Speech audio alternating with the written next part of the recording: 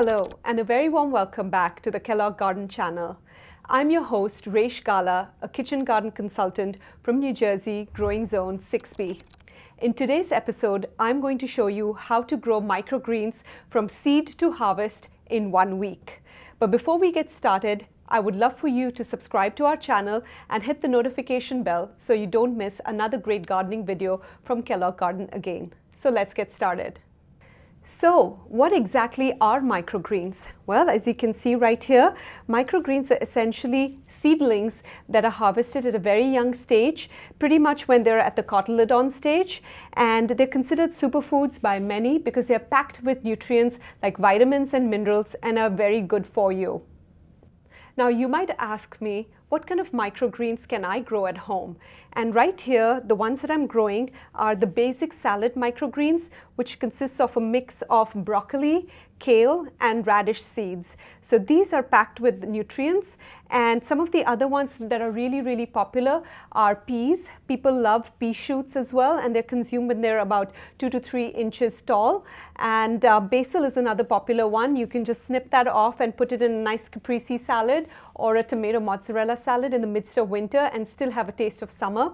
Another popular one that people tend to not enjoy but rather consume is wheatgrass, and it's supposed to have many health benefits, and that is primarily used for juicing.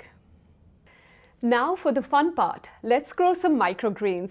So here's what you'll need, and this is a checklist I'm giving you. So either you can grow with me, which I hope you do, or you can grab a pen or pencil and a piece of paper and make a note of all these things. So the first thing, of course, are seeds. And the ones that I'm using are dun peas because pea shoots are one of my favorites. They're very sweet and tender, and I like them, and they're quite popular. So I would highly recommend that. But if you have any other seeds as well lying at home, including your chia seeds, give them a try. You never know until you grow.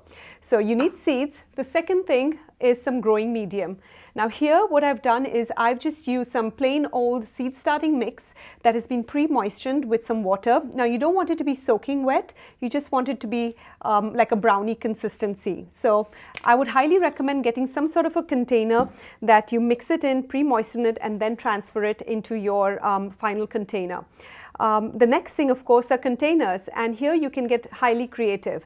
You don't need to spend lots of money in going and buying fancy trays. I mean, I do have this. I would recommend, if you want to, you can use your seed starting tray like the one, this black one right here.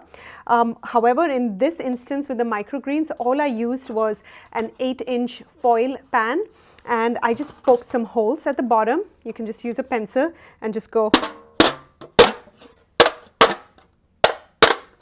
So I have some 3 holes here, and make sure that you have a little tray to catch the water, so you don't want your counter or your table getting messy.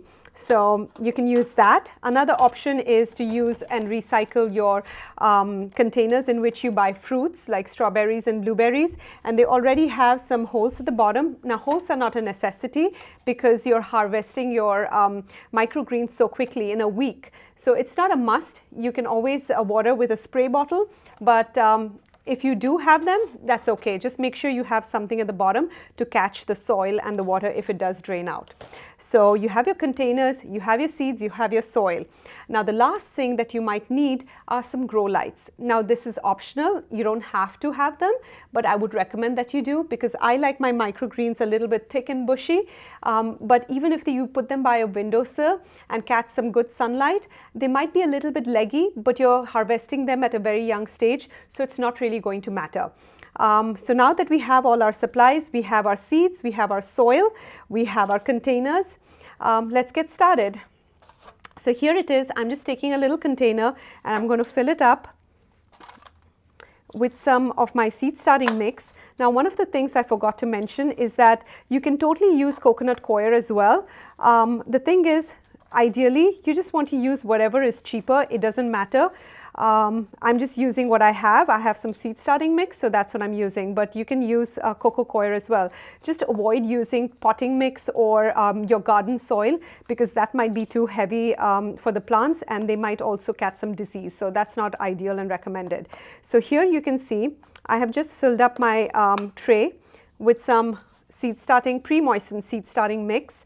right here, and I'm going to pour in my seeds. And what you want to do is you want to sprinkle them quite heavily. And you don't need to fill them all the way at the top. If you have your container, you can just fill up about 2 inches with soil, and that should be good enough, because you don't want all that dirt getting into your mouth. So I'm going to sprinkle pretty heavily and cover the soil quite well. And there you have it. Let me give you a little peek so you can see. I'm just going to spread these around so I know that they have gotten to every corner of the soil, and just push them down a slight bit, because you do want that contact with the growing medium. So as you can see, this is what it looks like now.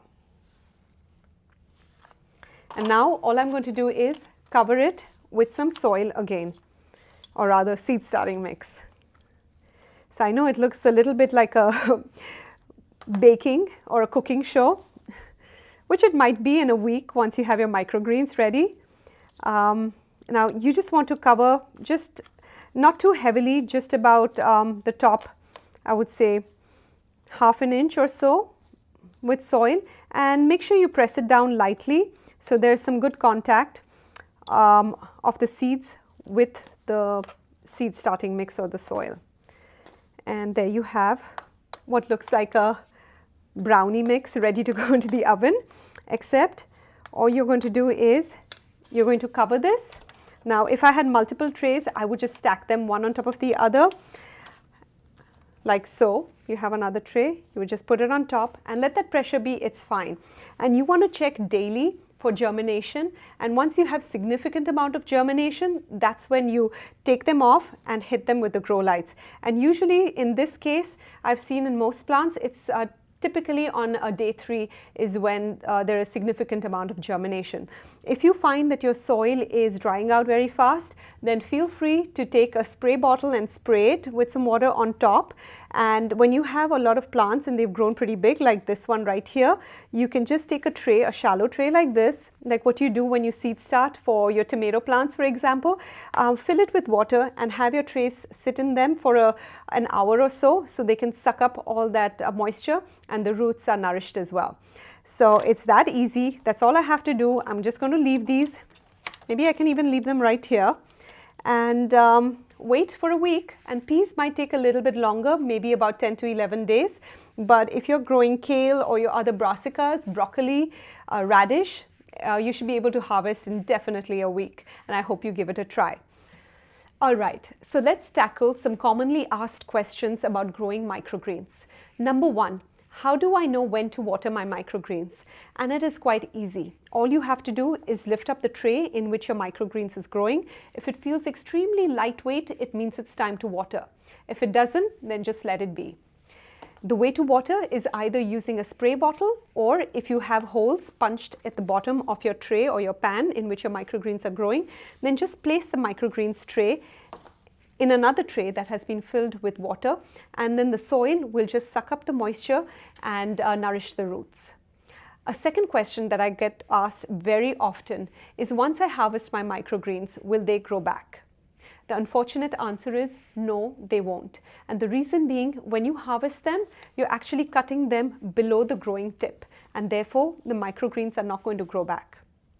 And the last question that I get asked the most, I would say, is, can I reuse the soil?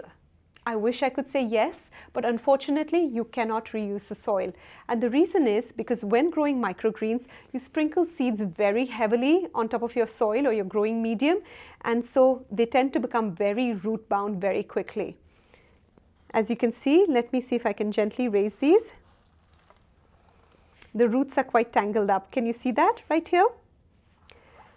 So it's nearly impossible to reuse the soil. So I would say, unfortunately, no, you shouldn't.